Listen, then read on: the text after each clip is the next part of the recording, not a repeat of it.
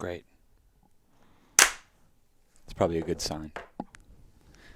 It's a good sign to get started. 1:11, our favorite time of the day. Yeah, is it? I think so. Because I feel like that's a time I always catch on the clock. And I always say, the portal is open.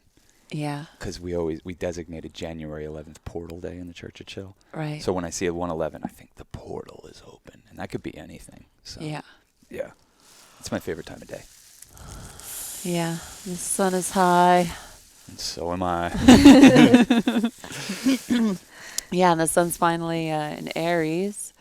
Ooh, yeah. Can we talk about what that is real quick? Yeah, well, we just had the equinox, the grand shift, and I certainly feel the fiery energy. Do you guys over the past couple days? Yeah. It's burning me up, though. I haven't been able to apply it as much. I'm like Yeah. revving I mean, I'm also drinking caffeine, but I'm like, wait Yeah.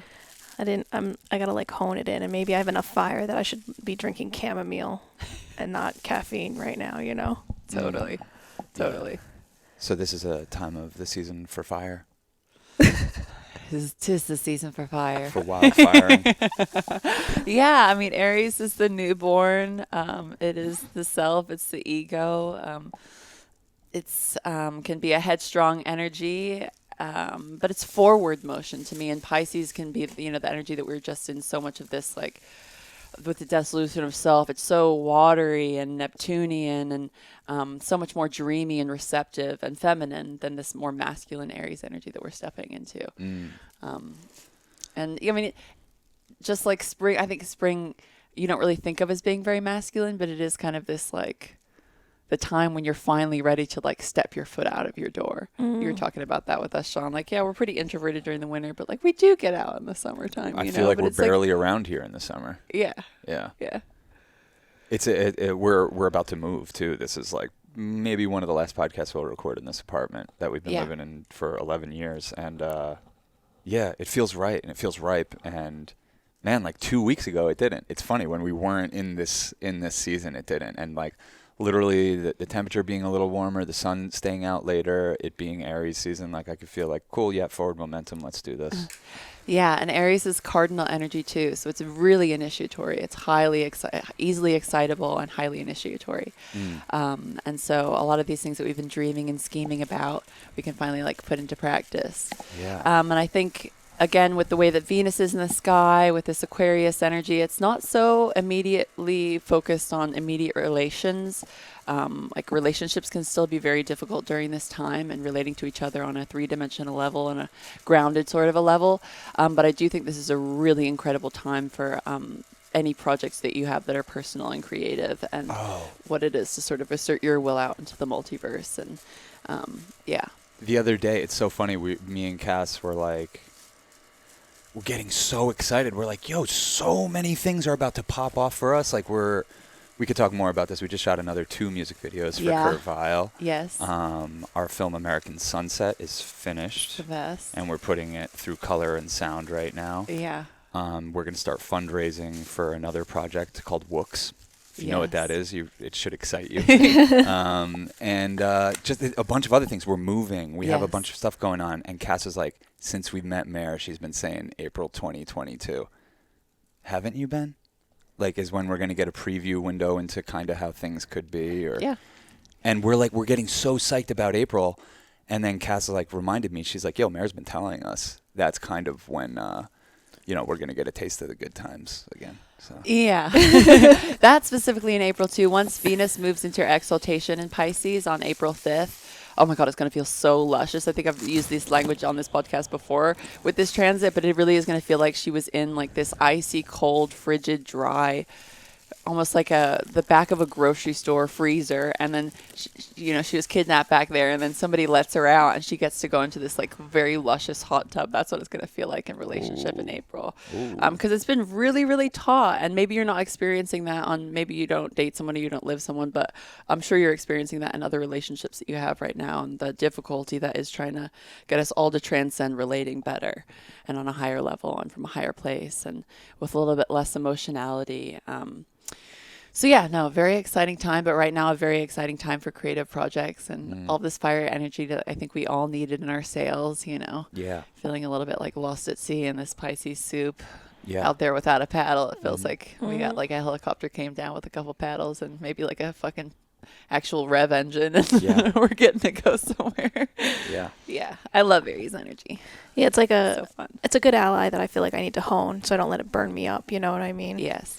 But yeah, I was saying I feel like really rich in ideas right now, and it's like it's the best feeling ever is feeling rich in ideas, because I know that if like ideas hit or they lead to new things, like the possibilities are endless. Like these doors that you can open with like conceiving of something and executing it is like, at least in our life, has shown itself to be pretty insane what can happen, you know? Yes. And I think conception is a word that's coming out a lot recently in synchronicities. And I think that there is a portal that is calling a lot of people to walk through, but is not going to open until people conceive of the thing they're being asked to conceive of. And so a lot of people are in these like birthing contractions right now with this Aries sun energy and also the remnants of Mercury being in Pisces, and is still having a little bit of this like, okay, what are the parts of us that we still do need to burn off and we can still let go of and that we've been holding on to that aren't benefiting this new Aries energy the way that we want to step out into the world.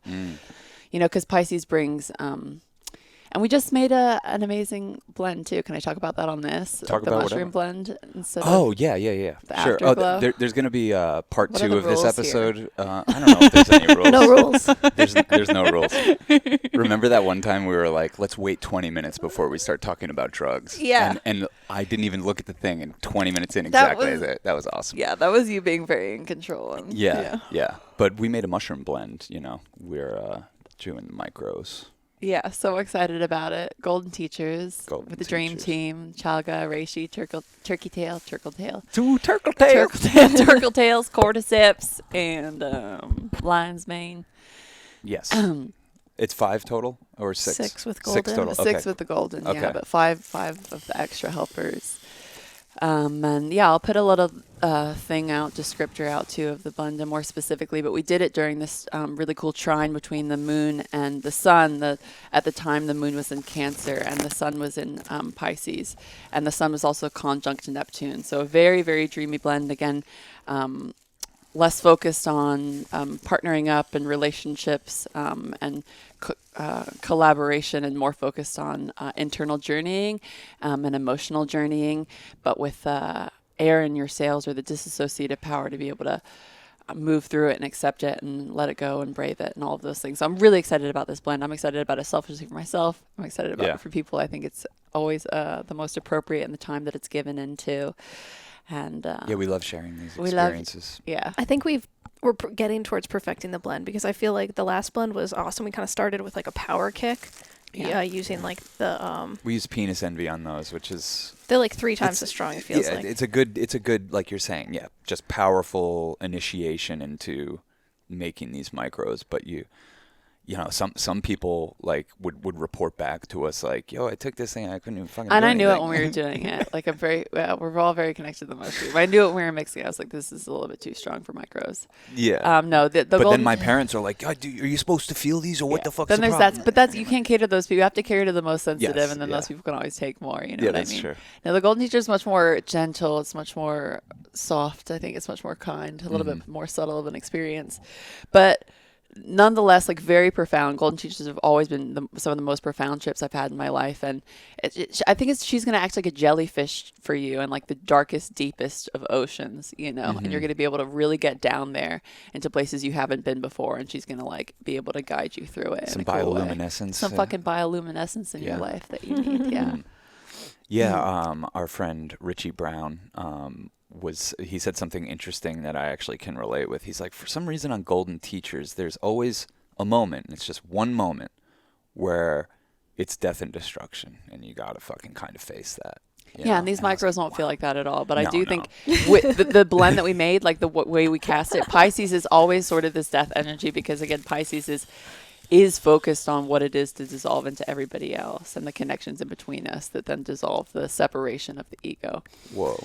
So I think this blend has that in it, but in this kind of more levity way. I think that was like my best descriptor of this blend. Like you're going to go deeper, but you're going to have the levity to do it, because we also had Venus in Aquarius, we had Mars in Aquarius, and we had Saturn in Aquarius. So we still have all of this air energy helping us sort of go deeper, but still have the oxygen to do it and get through it and all the fun things. So yeah, I'm really excited about this blend. This is the real new year.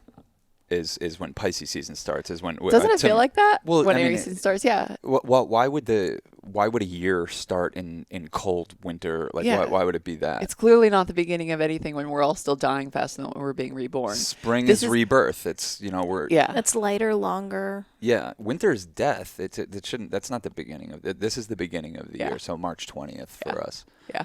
In the northern hemisphere. Yeah. And then you have the Chinese New Year in between those two. You have like our New Year, Chinese New Year, and then our true New Year. Yeah. The beginning of the astrological cycle.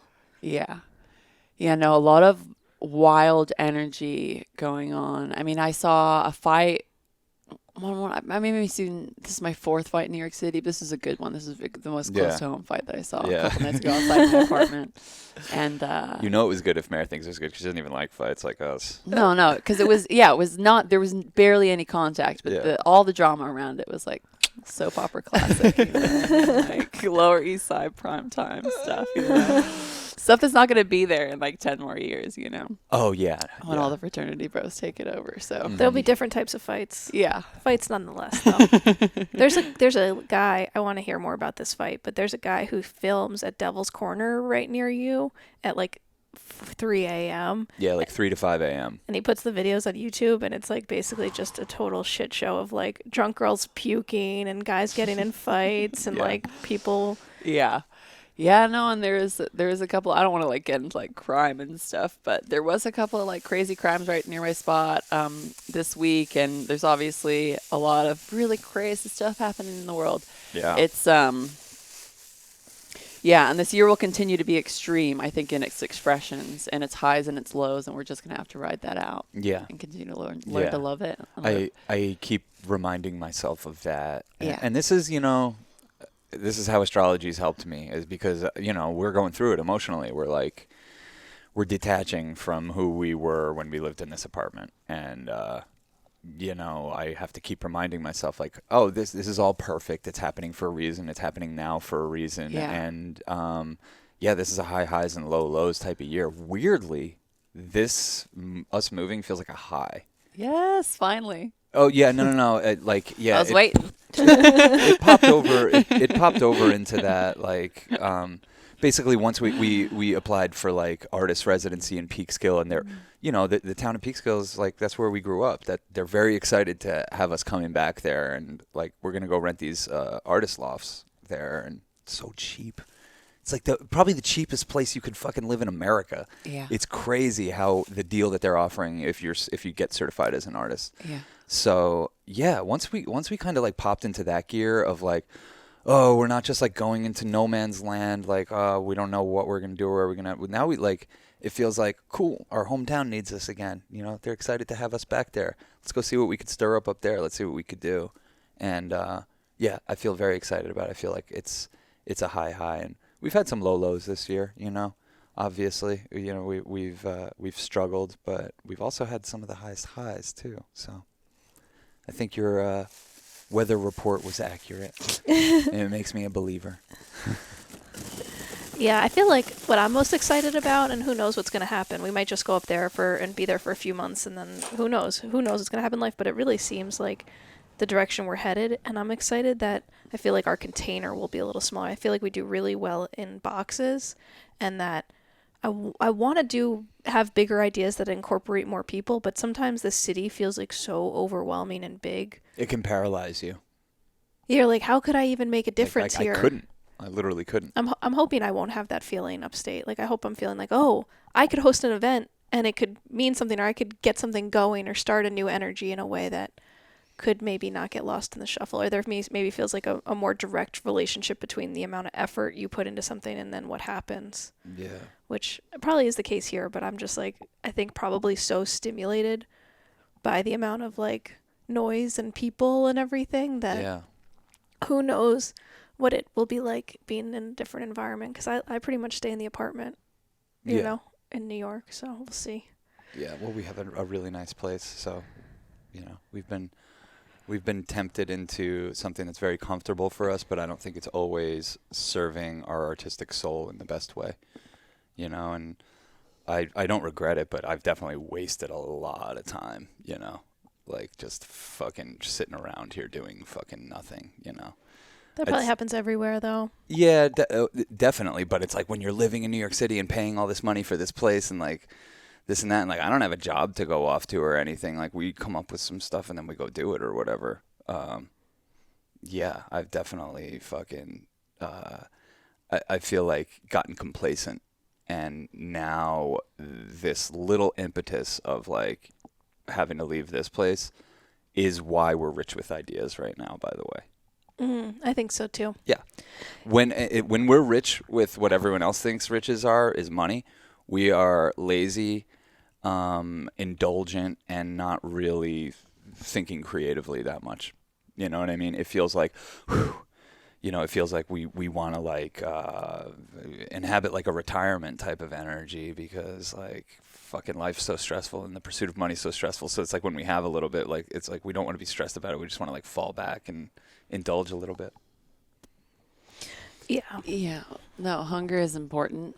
Yeah, it is. And I mean, I knew, again, not to always be like, I told you so, but to be like, I told you so.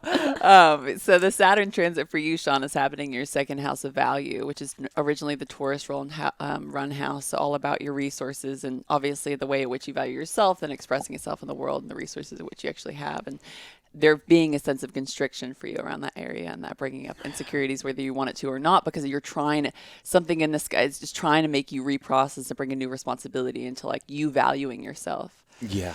And you really going through it with all of that. Yeah.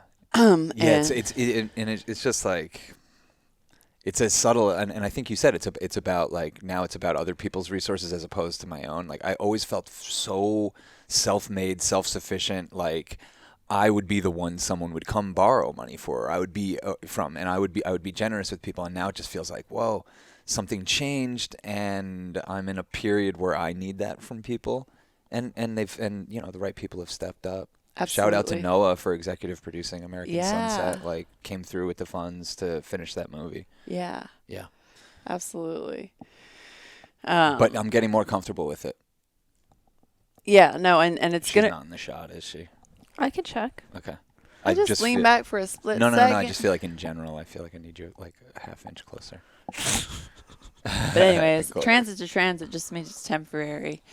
And yeah, I, as a chaos magician and as an artist at a really young age, realized all the excitement that gets drummed up from the freedom after dissolution, which again, I think is the focus of right now with this Aquarius and Pisces energy, is like showing you the amount of freedom that you get from letting go of old versions of yourself, literally, you know, and that like, there's a freedom in like, when you come to the non-attachment of like, oh, my ego is dying at every moment. You know, every time that I try and reform and reshape myself, like there's little deaths, and that brings so much freedom because it means I can reform and reshape. Yeah. You know what I mean? And become the person I want to be. And I think that's so much about, what's going on right now interpersonally and relationally. And I'm really excited for you guys and to be in, and not in a less comfortable place, but literally just like, I know how many dimensions and portals get opened when you don't have like a groundedness in a specific place, you know? Oh yeah. And a tether and something that's binding you that you're bound to. And now you feel like out in the fucking multiverse, like, you know, it's fucking terrifying. But at the same time, it's like, that's only because the opportunities and the possibilities are trifold, you know? Yeah. I'm going through those mini deaths every time. I'm like, okay, do I want to keep this? Is this part of like, yes, I'm like having to mourn these outfits that are like meant for going to museums and being in New York City and looking kind of nice. And I was just like, I'm like, wait, I don't want to go overboard, you know, and just like shed everything in a way that I'm going to then have to spend money next time I have to, God forbid, what just happens in life, go to a funeral or something like that. Like there's like this balance of like, wait, I probably should have some black stuff that's nicer. You know what I mean? And funeral attire. Or whatever it Yeah. is. That's definitely, yeah. Fucking, I got to make sure I kept some funeral attire now that I think about it. Because I My take whole it to the closet is extreme. funeral No, I know. You're ready.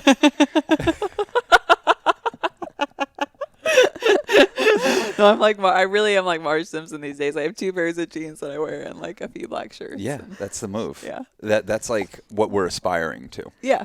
But on you your know, way. it's slowly but surely living in one place for 11 years. We just build up some, especially clothes. People send us stuff. Yes. We acquire stuff. Yes. You know, people give us shit when we go places. Like, you just have all this stuff. And yeah, going through it could be a little emotional, but we are aspiring to the place where We have 2 T-shirts. Yeah. And we basically can travel the way you do. Like, we'll fucking pick Mare up to go to L.A. for 2 weeks, and she has like a purse. That's crazy. You only need like what? Like a pair of jeans and Yeah. a couple And she counts on shirts. us having extra socks. She and does. She sweatshirts. counts on us bringing layers. They say this not knowing my life before them, with a complete absence of anybody around me. You just go Working around. internationally, without any help. I just take, this is like the one area that I can be a little bit like take advantage of people on. If I can shift responsibility in small ways like that around friend groups, like it's one of my favorite things about being around people. Yeah. Like, if I'm gonna psychically hold energy for people and be the party, like I'm gonna make them carry my whatever the fuck, like that's yeah, the deal. yeah. We're gonna Definitely. party. Yeah. You want me to be loose? It means I don't know where the fucking phone is. You know what I mean? Like, it's fine. a deal. Well, and it's like, you want me to know where your phone is to expect me to be a little tighter. Exactly. So that's what I'm like. Don't give me like, I'm like, you guys look at me like, oh, Cass, why don't you loosen up? I'm like, well, why don't you guys carry your own That's shit? true. No, it is true. We do have to consider that when we go to bust her balls about like, hey, loosen up. It's like, I don't know how much money I have, and I haven't for 10 years, and I don't know how the bills get paid or what happens, or I don't know how I get paid. I don't know how much I get paid. It's a beautiful life because of that. And, I wish I had somebody doing that. Yeah, for me, too. when I go to bust her balls, I need a fucking cast today. it's like, hey, lighten up. It's like, oh, you're carrying the psychic pressure of 2 people's, like, fucking passwords and fucking, like, taxes and, like, just insane, like, shit like that makes me want to kill myself. Yeah, like you're when I very feel lucky. like You're very lucky. yeah, oh yeah, absolutely. You're very lucky. I was just reading about having your son in the 7th house yesterday too, which you have, and having like how pivotal your main relationship is. And I was just thinking about how goddamn Sean would not function at all without Cass yesterday. I've never been single. Not just in like a director way, because it mainly came from that. It mainly came from like a filmmaking thing. I was like, God damn. I've never been is single Sean since so I'm reliant 16. on Cass?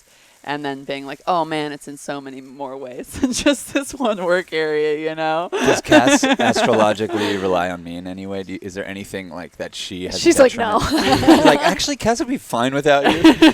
Right away, that was her face. She was just like, no, Cass is fine. So the Damn, thing- Sean would die in 3 days the without. thing that Cass has that you do bring her, it's just a little bit darker. It's just like she has her malefic, she has Mars in that house. So no matter what, the way that her life force wants to come into this world and focus is through relationship. So she's always like, my art's relationship. Yeah, that's Mars in the 7th house. Okay. But that's also like, the difficulty and fire of life that she's experiencing is in relationship, and you ultimately bring that to her. It's going to get filled by someone. It's going to get filled by someone. Yeah. So that's what she's seeking in relationship. She won't be satisfied unless she gets it. Wow. She's here for the fire. Yeah. No, man. As much your as she destiny. complains about it, she's here for It's it. so true. That's what I say during. She actually doesn't really even complain about it anymore. She just fucking takes it. She probably has 3rd-degree burns all over her soul, but if you're a lover of Sean, you do. smoke somebody. Forget about it. Oh, man. Yeah, no, man. Some of the cutest, sweetest guys have asked me out, and I'm like, God, I couldn't be more bored by you. She wants to puke. Yeah. Like, Like you're inviting me to go sit by a fire and drink hot cocoa. God damn it. yeah, like who Fucking sound worse. Who objectively people would think like, oh, that's the hottest guy that works at that place. Of course wants to like wife up Cass, and she wants to puke over it. Yeah. And then this fucking creature of the night comes creeping in, and she was all about it. I think she needed a bad boy, and she needed some fire. And you know how like we always talk about like how like when you know, and it's usually because you can smell. It's like very like it's like primal stuff we can't even control. Like when you're attracted to somebody. It's like soul contract shit too. It's even beyond Big, like that's what I'm saying. It's bigger than our primal it's stuff. way It's bigger like, than our senses. Cass has. God damn, I have this stupid agreement with you, don't I? No, that's the whole thing. Well, Yeah. and you're like, well, I got the tattoo reminders of it, so. Hell yeah. Hell yeah. I had a dream. Wait a second. Can you show me your hand? Was this a dream? No, it wasn't a dream. What the fuck? Yeah, astrology is like really funnily expressing itself. What the fuck? Mare's like trying to play bar chords, and like it's given her the same place I have a fucking cut right now. But she has like a blister forming right where I gave you that tattoo, and I was nervous that tattoo No, it's not going to go anywhere. My hold on you. Sean will learn how deep ink runs through this third-degree burn.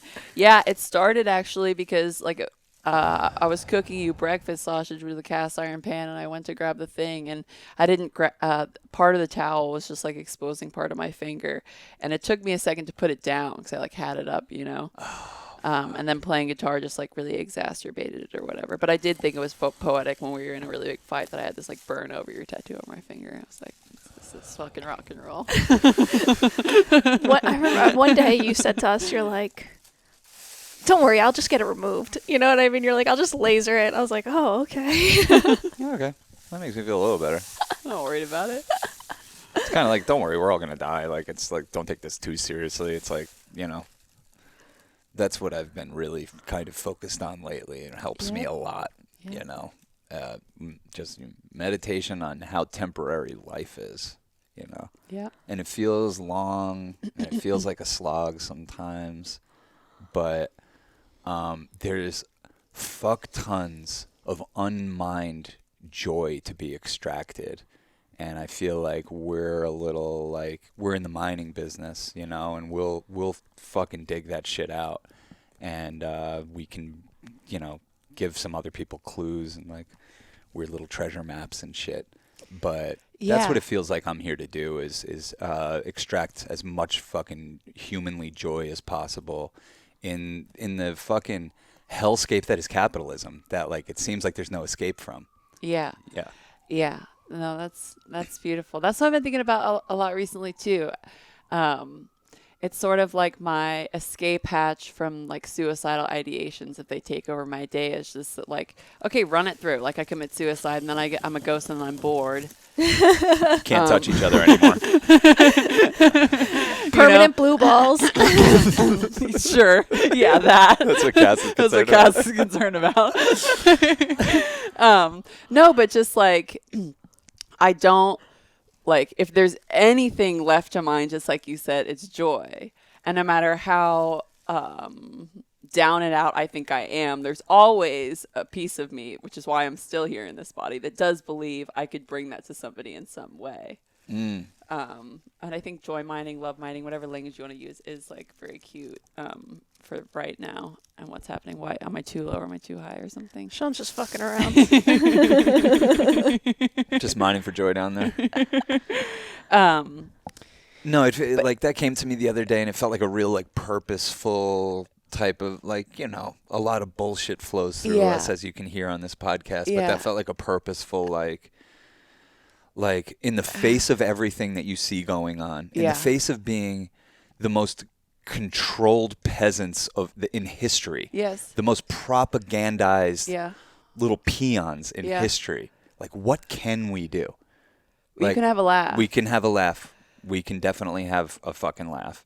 We can make some music. Yeah, and that's rebellious. And I found like it's been really getting me off in understanding how rebellious it is to have your own fun. And to make your good, sweet music, you know. Have your own whole language with your friends. You know what I mean? A whole different fucking vernacular that replaces all of the charged up, weaponized ways that people use this language already. Yeah. I think. Yeah. I don't know. That's big time dreaming, but like just a whole different way of relating and speaking to each other and communicating with each other. And mining for joy together, you know, a whole new paradigm of that, based on all the technology we have with drugs and the internet and ways of connecting, and what we know about fucking music and tantric sex and like just all these powerful tools that we could get to work on employing to fucking get some more joy out of this thing. Because if we charge ourselves up with that, like, I feel like that fucking gets us towards our alienhood a little bit more. I feel like it brightens our aura, and that's contagious. Yeah, and well, it's like replacing the old paradigm with a new one. That's the only way to destroy this thing. We're not going to out-weapon them. We're not going to out-fight them in those ways, but like, we can have a way better time. And I feel like that is the most seductive thing that you can do nowadays, is replace the old bullshit way of doing things with just a better time and watch that thing wither away. Well, it's so hard to not get trapped into the dance of war. It's such a powerful drug that people employ, because people start to feel guilty about having their own good times and about like celebrations and not paying attention when there's something extreme like that happening to your brothers and your sisters, which of course we're all feeling, whether you're paying attention to it in the news or not. It's hard to see that you, because they get you so sucked into thinking that you can do something with your anger. Ooh. With it, that it becomes justified. And guess what that thing always is? Buy some product. Right. Whose now the proceeds are going to fucking Ukraine. Right. Yeah. It is weird watching a war in the times that we're in now. Holy shit. Right? That's you know its what own I'm talking podcast. about before I even fucking go into it. Where everything is a performance. All the corporations so are like, cool, we'll play our part now. So Like weird. It's a gigantic psyop Yeah. to turn peasants against each other across the world. Yeah. You know what I mean? They got people out there. They're the same people that are like, and God bless everyone. That we're just trying to be better people. But like, they fucking horse feed us fucking hayloads of bullshit. And we just take it and we eat it up. And it's like, okay, cool. Now it's time to have a Black Lives Matter thing in my front lawn. Oh, wait, now it's time to stand with Ukraine thing in my lawn. Now it's time to I believe in science thing. It's like, what the fuck are we doing? Like, this is so off the rails. And if we got into a true practice of solidarity, it transcends all this performative bullshit, And it is hilarious, and I want to pay closer attention to it, because just now when we had that moment, I was like, a lot of people are probably having that. Like, watching a war go down in modern times it's like a bad movie. It's like that movie Wag the Dog. If you haven't seen that, you should rewatch that shit. Or if you haven't seen it, watch it. If you have seen it, rewatch it. But yeah, really, really fucking crazy. And, we're so propagandized too. We're so bombarded with information that no one could know what's going on. And anyone that pretends that they do, it's like, that's just all they're doing, because it makes them feel better to feel like they know what's going on. Yeah. You see, we go up to my parents' house. My mom is screaming in my face about Putin and this and that. Like she knows something, and she genuinely thinks she knows something from watching MSNBC. Right. It's sad. It's sad. And it's exactly what they're using to block us from extracting as much joy as possible from here. You know what I mean? And there's ways around it. I mean, first and foremost, you got to watch what you consume on all levels. Yeah, joy is really powerful. And I think one of the many lies that we bought into is that it's not your natural state of existence. And the truth is, like, right, in a human body, that's like an incredibly high frequency, high capacity cellular piece of technology. If you inhabit that and you have a frequency high enough to have it be online, the natural frequency is joy. Mm-hmm. And because we have so many influences, whether it's like psychic warfare or just like shitty foods that you're eating or shitty media, it then down-tunes you, and you then start to resonate with lower frequencies and stuff. And it gets easier to get trapped into these like heavier thought patterns and narratives and way of doing things. But it's like, it's a belief system that you get into that then wraps you up in things like anxiety, depression, when really like the belief should be that you are joy and that the natural essence of life is happiness. And we have all a billion million things trying to distract us from that. Yes. It's not the opposite. It's not that it's like this slog that you have to get to, because that's when I can really get into like heavy days of suicidal ideations, when I feel fucking exhausted about it, because it is exhausting sometimes to try and fight for joy in the times that we're in the shape of space time and all of the things that are going on. But I know the times that I find it are the times when I realize, like, oh, it's easy because it's always there. Oh, it's just right there. Yes. Oh, fuck, it's right there. That was really beautifully put, And the crazy thing is, like, when you're talking about, there's all these distractions, and the distractions are trying to convince us of the opposite. Yeah. And it's crazy that a lot of times the distractions are, they're presented as the savior, your doctor, the clergy. Yeah. You know what I mean? Like academia. Yeah. Your boss. Yeah. These types of things. They're there to actually those people. The doctor's there to confirm. Yeah, there's something wrong with you. You know, that's what your psychiatrist is there to confirm. Yeah. That's your boss is there to confirm you're a small little nothing. You are your labor, and you're barely that. Yeah. Yeah. And the teachers are there to confirm that you don't know things. Yeah. And that there's more to know, and that they have it, and it's like it's just a fucking bunch of bullshit that's distracting us from this very fun, childlike existence, I feel like, and harmonious existence that we could be tapping into. Well, it feels like, like an alignment thing. Like, you can align yourself with, like, what do you need for joy? Appreciation, wonder, excitement, all these I mean, I think misery is sacred too, but it's like, okay, if we have a choice, and that's kind of the opportunity, maybe it's like, where does our free will come in? Can we like choose to be happy now, even though we don't have the new car or the perfect house or whatever it is? Like, can we make that choice to be happy despite that, and then hopefully in line attract other positive things into your life because you're open to receiving them, because you know that they exist, because you're appreciating the little parts of life that are giving you joy, and paying attention to that. But I looked up my favorite Hafiz quote by Tripping Over Joy. Do you guys want to hear it? Yes. Oh, yes. I read this one all the time, but I'll keep reading it. Yeah, we have new people listening. Maybe they haven't heard this one. Yeah. Tripping Over Joy. What is the difference between your experience of existence and that of a saint? The saint knows that the spiritual path is a sublime chess game with God, and that the beloved has just made such a fantastic move that the saint is continually tripping over joy and bursting out in laughter and saying, I surrender. Whereas, my dear, I'm afraid you still think you have 1,000 serious moves. Yes. Yep. I mean, that pretty much goes right to the heart of it, and the like life throwing shit at you and not resisting and surrendering into like the moment. Because when you surrender into the moment and accept what is, we have to leave our apartment, then you can look at your hand of cards and be like, okay, what can we do with this? What is our opportunity? What is the next best move? And how do we extract joy out of a day? And how do we calm our nervous system so we're not in just a fight or flight response, or that sort of stuff.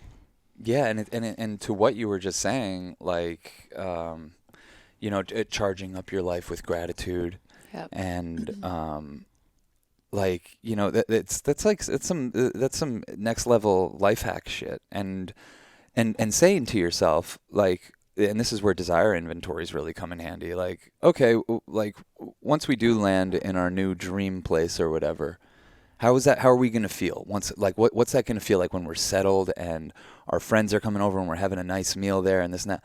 Let's just take whatever little fucking packet of feelings that unleashes inside of us. Let's take that now. Like, why not? Cool. Let's pull it into this moment. Like, I could use that, And I think that's like some Neville Goddard shit, where you're starting to cast spells on your life. And you're starting to use your imagination to pave your reality. Yeah, no, that's how manifestation works. You align yourself with the thing that you want. And actually, the feelings of, desire or misery because of the desire that you have because you don't have that thing are actually keeping you from having that thing because you're aligning yourself with not having that thing. So just like you said, experiencing having that thing and already being fulfilled is actually what brings you to the fulfillment, because you're then aligned with the high enough frequency that would bring you to a place of high frequency. Yeah. And I think misery is super sacred, and I think it's like to me, I view it as like a little vehicle on this like stream to happiness that you always have to get into, because it's like a natural part of the wholesome fold of revelation when you're becoming a new person and you realize how you want to move forward, and moving forward means choice, and choice means the cutting of some things. Do you know what I mean? And that can bring its own misery, whether it's grief or just realizing what you have to do to move forward to get the thing that you want that you don't have already. And there are things that can get us stuck in just like these thought patterns of misery. And I'm speaking just from myself and my own experience, and especially recently. And I've really had to focus on energy efficiency. And if I give a fuck about anybody else, because I can't start giving a fuck about me, you know what I mean? It's got to be other people. I highly recommend it. I got to be efficient with my energy because they deserve it, because people deserve good shit. And being efficient with your energy would mean investing it into things that you know are going to make you high frequency. And if you're listening to things that are bringing you more misery, it's obviously just like, because a lot of times I can get convinced that it's bringing me to alignment by the definition of focus on reshaping. But sometimes you just need to let go of all of the cutting and focus on moving forward, which again is just like this Aries energy coming in. Yeah. More of that positive focus. Yeah, and like what you were just saying, not just positive focus, but like less like obsessive self-focus. Yeah. And that feels like a graduation of sorts that seems to either happen for people around your age or it doesn't. And for the people it doesn't happen for, good luck, man. They're not, you know what I mean? Yeah. Like just getting out of that. Yeah. Well, I think if you're an artist in any capacity, like that came into my life even through dance when I was young and understood like, oh, I don't do this for myself. If I was doing shit for myself, I'd be on my couch eating fucking chips and smoking bong rips all fucking day. Like, just so you know, if I was living my life for myself. You know what I mean? That's probably what I just did for the past 10 years. Like, I would be sweating over my guitar, you know, trying to get calluses to make people fucking hear funny tunes or laugh at me or whatever's going to happen when I perform, you know? Yeah. And I think art has saved my life just through that realization. It kept me on this planet. And any times that I have been totally far out there and given up on myself, which is most of the time, honestly. I know people say it like requires a lot of self-love to make art. I don't think so. I think it just requires love for the universe and love in general. I don't think it has to be directed towards yourself. Yeah. But yeah, yeah. I gotta pee real quick. Can you all hold it down? Yes. Go Pizzle. Something that changed things for me is like, I don't know what this is. Like, I don't know if it's a story about Buddha or whatever it is, or some other wise man. But basically being like, look, I've traveled the entire world and like, I love myself most of all.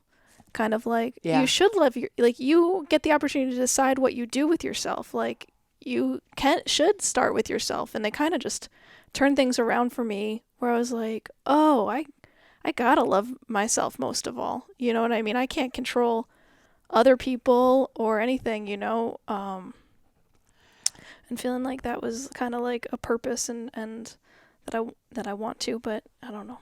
Yeah, I think it's like how you identify with thyself. 'Cause it obviously takes a certain amount of self-love that I don't even recognize to show up to the things that I show up to every day, right? And to sing and put myself out there in the ways that I do, right? 'Cause even if all of the thoughts that day about myself are negative and I have a feeling of hating myself, I'm still showing up and putting myself out there in a certain way. And so I also think it's like,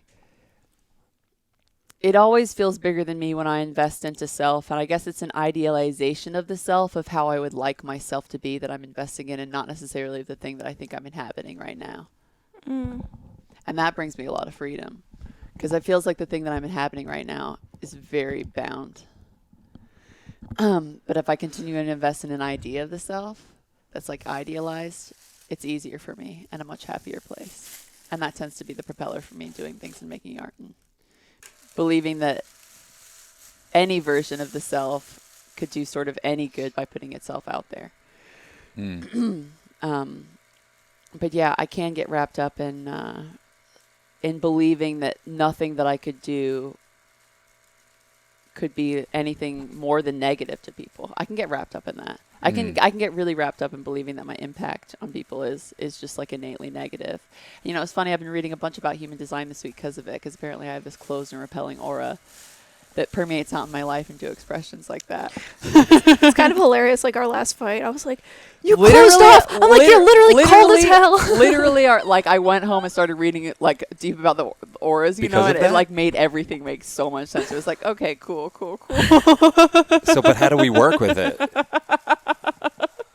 Basically, like my whole aura's existence is just trying to get people to get out of my way and stop distracting me. So, we should read into it more. More later. It's like really, really fascinating. I think and it's made me believe in it, like just recently. I think it's probably fine, but it is also something like we have to be sensitive to, because we're very sensitive to your aura. So if you want us to be out of your way, but you're like in our way, it's like this is a problem. We're gonna hit heads, you know. So apparently the like focus of a manifestor's life is to try and understand how they impact other people, because they have the densest aura, so they have the most impact on everyone. And so and they use this language which hit me so fucking hard with the word gentle. It was like, no matter how gentle a manifestor tries to move through their life, they are always going to have this story of feeling like they impact people too much. And I was like, God fucking damn it. That's crazy. Isn't that crazy? I could flash back to some arguments we've had, you know, where you're like, what the fuck? I'm like being perfect. I'm saying everything perfect and this and that. And I'm like, oh, I'm more paying attention to an energetic thing that's going on. And you're like, you motherfucker. Yeah, no, it's been a wild ride, this journey in this closed and repelling aura. I'll have to be like, Sean, it's okay. She's just closed and repelling. No, it actually helps me a lot to know that. I'm not even knowing that till this moment. I'm like, oh, that's just mare doing mare. I'm like, let's just give her a couple hours. She'll be better. She'll warm herself up. When it gets me the most is when I feel like we just like rocked your socks and then we break up. You know what I mean? And I'm like, what the fuck? Yeah. But it's the most extreme manifestation of that thing. Yeah. Apparently, when you get around a manifestor's aura, it makes your aura contract. And that's another funny thing that I was noticing with my neighbors and all the arguing going down and being around them and not saying anything to me. Like, I feel like I watch that happen. I watch them like try and gain courage, and then I get around them physically and they're like, definitely not. Yeah. Yeah. Sorry. It's not a good idea. I feel like we've had some fights where you're like, you're just getting contracting. And I'm like, well, yeah. Like, what are you? You're kind of a big energy. Yeah. So yeah, your lot in life, human design. It's kind of helpful. Can be kind of helpful. Well, I'm glad you're having a sense of humor about it, because I feel like if I feel like I found that out about myself, I'd be like, oh fuck. Well, see, but she's lived her life But like I've lived this. it. Yeah, what else like, can you do? It's an explanation It's of everything validating. that's happened to me. Yeah. It's a more comforting, validating thing than just like, oh, I make people uncomfortable. It's like, yeah, you make people uncomfortable because you're a part of this like archetype that's supposed to make people uncomfortable or whatever. I've come across them a million times in my life, you know, and now being very close to you, you know, because I can be like that sometimes, but like being very close to you, like I feel like I'm the fucking mare whisperer, where like people will be like, I just know Mare doesn't like me. I'm like, are you kidding me? Like, no, she loves you. And she said this and that. Like, what are you talking about? We shared this moment and like this and that. It's like, oh, you're picking up on some way subtler shit. She's thinking about how she has to sing a song. She ain't thinking about you. she ain't thinking about you. She's just a planet, you know, in her room, and you just became one of her moons. Like, you just fucking couldn't help yourself. Yeah, no, I was reading about projectors too and manifestors in relationship. And is that me and you? Yeah, that's you and I. And Patti Smith, and I can't remember who she dated. Fucking was also a projector. She's a manifestor. Anyways, you guys are like kind of the perfect pair, because she grounds you obviously in the ways that you need to be grounded. Because if you're not part of the generators, which is like most of the people, right? You have all of these open energy centers. Like both of us are basically just like these empathetic sponges out in the universe, susceptible to whatever at any moment in time. Sometimes I'm like, it's too much dating two artists. I'm like, this is a lot. It's pretty freaky deaky. So yeah, I think the openness can get kind of chaotic, especially when it heats up or whatever. Yeah. Wait, so what is the dynamic between a manifestor and a projector? It's the most possibilities that could ever happen in a dynamic because of the openness. So it's like a good creative force thing, but it's like helpful that you're around, I think, essentially. Oh, thanks. There needs to be a referee. That's what it says. If these two types of people get together, there should be someone else to balance that energy out. Yeah, it was something about like the manifestor feeling like the projector was trying to control them too, because of the projector's need to like do the projection thing, and then the manifestor's need to like do its own thing. Interesting. That being an innate part of the energy dynamic, kind of. That's validating, right? Yeah. It's pretty cool. It's pretty cool, man. It's pretty cool, man. That's pretty cool, man. Yeah, I mean, I think the two of you rise like higher, but also go lower than like, I'm like, how is this even possible? I'm like, you guys are like giddy. Like one night you guys are like giddy like I'm doing work and you guys are like giddy laughing as hard as I've ever even heard either of you laugh. And then the next morning it's like, I don't know, something gets lost in the shuffle at some point, and there's a depth to hell that we can go to. Yeah. I don't know. Mary probably knows more about it than I do. I'm just living the experience. Like, you're the one that knows all these overlays that would explain it. I'm just like, damn, this is fucking crazy, man. And then it's not, and then it is. I think that's just been the trajectory of most of my relationships. So it's definitely on me, if anything, because I have a lot of sample size, and You're intense.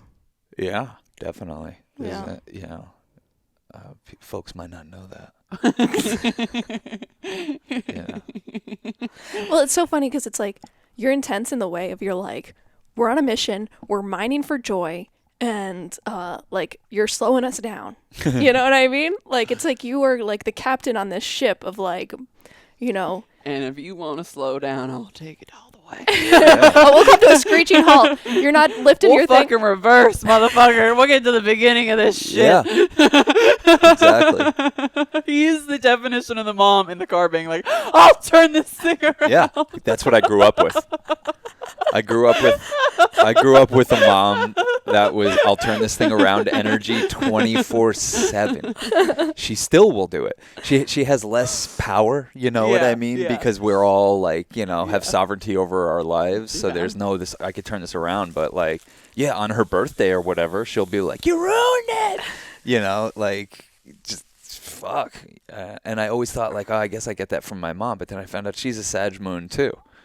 And I'm like, holy fuck, what the hell's going on in this life? Oh yeah. No, and we're such the perfect peak embodiment of like Cancer moon, Sag moon, and we're both born at night, so it's basically just like Cancer versus Sag. When we get into arguments, it's just like I'm like a crying mess, and he's just like flamethrower. Yeah. So typical. I'm like stereotypical Cancer. He's stereotypical Sag. And I also have the Cancer moon, so the dynamic plays out very similarly. Yeah. Yeah. And Sean's like, why do I have to carry all the weight in this relationship? I'm like, I don't feel bad because I didn't say a bunch of mean shit. You know what I mean? Like, what do you like? It's not who you are. He's like, why aren't you all worked up? I'm like, well, because I'm fucking have a cleaner slate than you, I think. Yeah. You don't hate yourself. You're not like in a perpetual loop of like self-hatred and then like barely pull your head out of it and then go back into it. Like, it's wild. Yeah. It's wild. Yeah, as there's something about having like a defined confidence center. I think that's helpful in life for generators. We don't have that. We're all over the place. We don't know what the fuck with ourselves. I don't have any center whatsoever. It's why I need to meditate twice a day. It's why I need to run. It's why I need to eat plant-based. Like I need to have these certain things in order because I just like I don't have much of a center. Apparently, sleeping alone is good for you too. That is so interesting. Yeah. Wow. Yeah. Really? How alone does it need to be? Well, because we're going up to Sean's parents' basement, and it's like, well, do I give him a room to himself, or do I? You guys love it. You guys love having a room to yourselves. Yeah, I guess we do. And I but think then your we get sad about manifesting it. energy and your generator energy probably needs its alone sleep time too. Yeah. Clear house for ideas. The first thing I said to Mara was like, we don't touch each other in our sleep, just so you know. That's okay.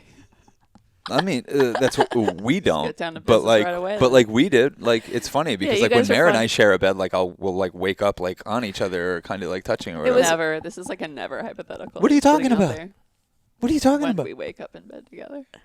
What do you mean? What?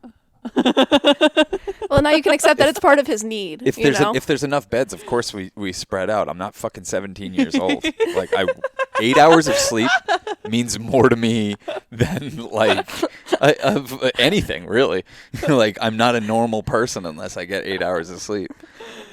So when we just went and did this music video, we had 2 king-size beds. Yeah, it was very lush. Yeah, that was fucking It super was lush. so lush. That's really Damn. why I got into the goblin suit. I felt like I was really being pampered. It was a luxury experience. I Yeah. had to show up for these people. Yeah, Get that was this a luxury green suit. I appreciated it. Yeah, part of the video was shot on a green screen, and Richie Brown, our friend, who's doing the animation and everything on the video, is like, he's like, I have green screen suits or whatever they're called, the full body suits, and I'm like, I'm not doing that. And I look at Mary and like, we were on a little acid, and I saw that she thought it was funny, and I was like, oh, actually, this is hilarious. So I immediately got in the fucking thing, and next thing you know, me and Mary are in green screen suits, floating in instruments to Kurt while he plays on a green screen. I'm so excited to see how it turns out. Like, I've never got to be a part of an animator process like this. I know. Fucking... Well, no matter what he does with it, the funniest thing would be not to animate us out. You know what I mean? I thought about that that was a shower thought. I'm like, all he has to do is just amp up what we are, just put a little goblin energy on us, and I think it's fucking hilarious. He should turn you into avatars. Yeah. Oh, yeah, we have fun. Yeah. Yeah. I've really been thinking about that, just with like, God, does our group have a fucking knack for having the most fun? And I think there's just like no way to lose the performance with the energy we bring like that, Yeah. And I think it's an energy in rare form these days because everybody is so convinced that they're obligated to seriousness. Everybody's on this white or whatever brown guilt trip, wherever you come from, that you need to be obligated to anger and obligated to these lower frequencies that are out there fucking holding people to shit. Because everybody's holding a lot of shit. Hell yeah. I'm gonna use the bathroom. It feels like why it feels like there's a rush. It feels like to get this movie out. You know what I mean? Yes, people need it. They need to start laughing at themselves. Yeah, Holy shit. Yeah, it's just like there needs to be something that is like lighten up. No, it's exactly what you do with your films, and specifically with this one. And why I say I think it's the best one yet is there's just such a profound art that you get as a viewer about understanding, oh God, there's levity in even the darkest and heaviest of things, of concepts, of themes, or whatever. I think that comes through in your artistry, and then as a viewer you get that artistry. You sort of receive that, and you download it. You download that. No, totally, seriously. That's why I think music does this inherently. But John Prime has made me a funnier person. Yeah, You know what exactly. I mean? Like, he expanded your consciousness. Jesus Christ, it was like, that is funny.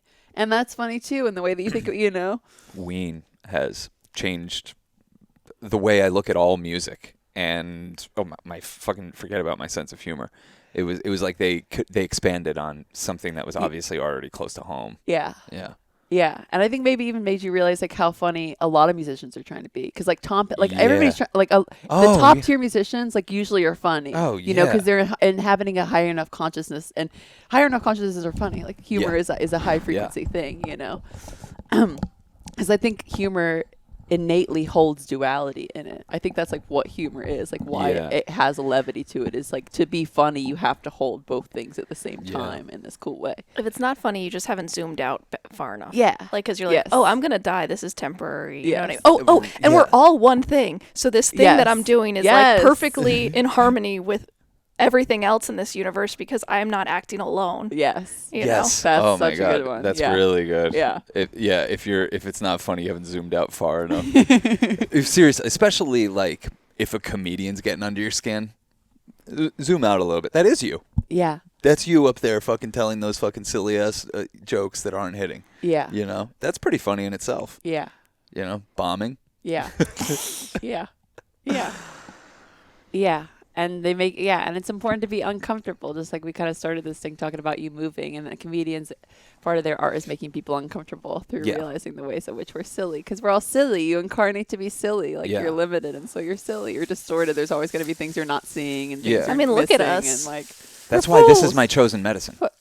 This is silly. This is just like peak silliness. Like, every time, it's just like tried and true. Just like, oh yeah. Fuck yeah, things are I'm fucking carrying around a bag like a clown. I know. Have you carried around a bag on the streets yet? I don't know if I've I was gone thinking that about far. that the other day because I was like, Mare just marches to her own beat in so many ways. She stands out in New York City, somehow.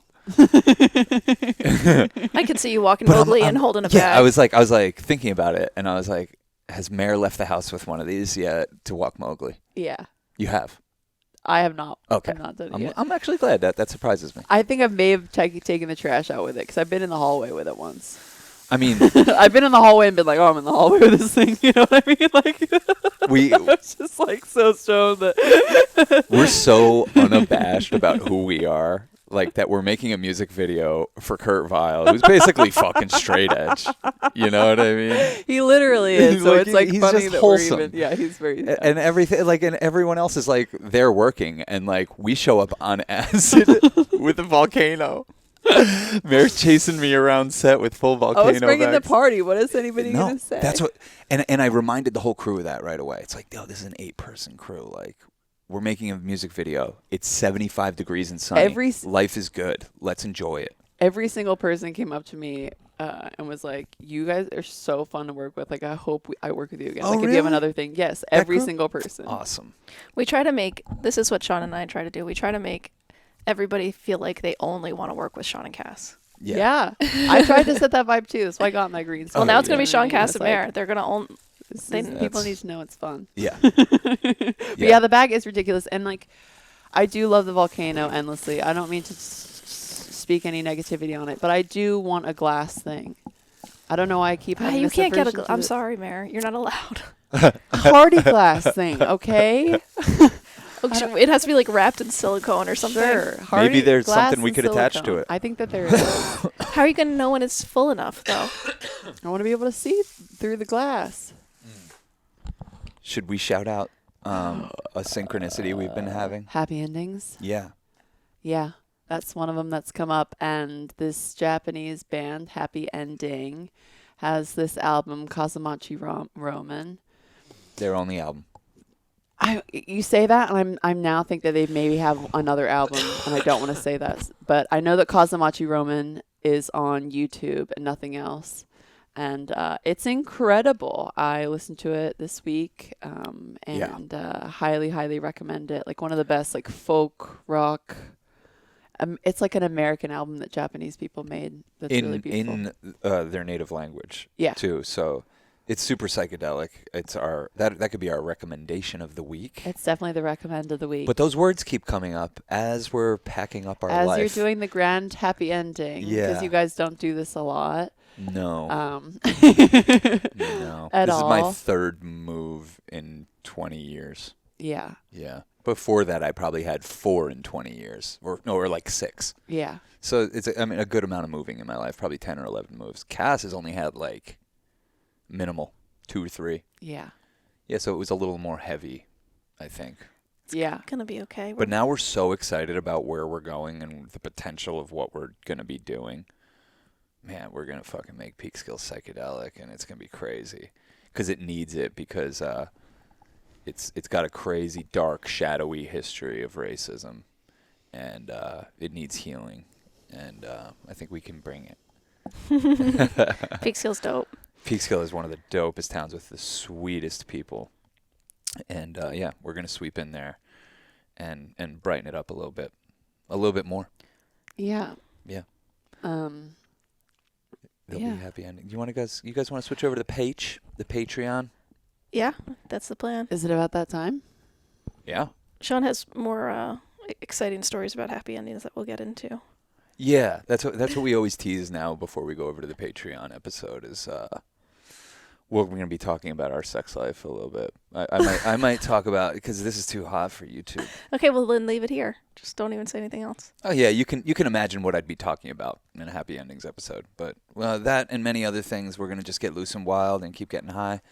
We'll see you over on the Patreon on patreon.com/churchofchill. Support our asses. We love it. Wait, what am I doing? I don't know. What are we doing? Ay, ay, ay.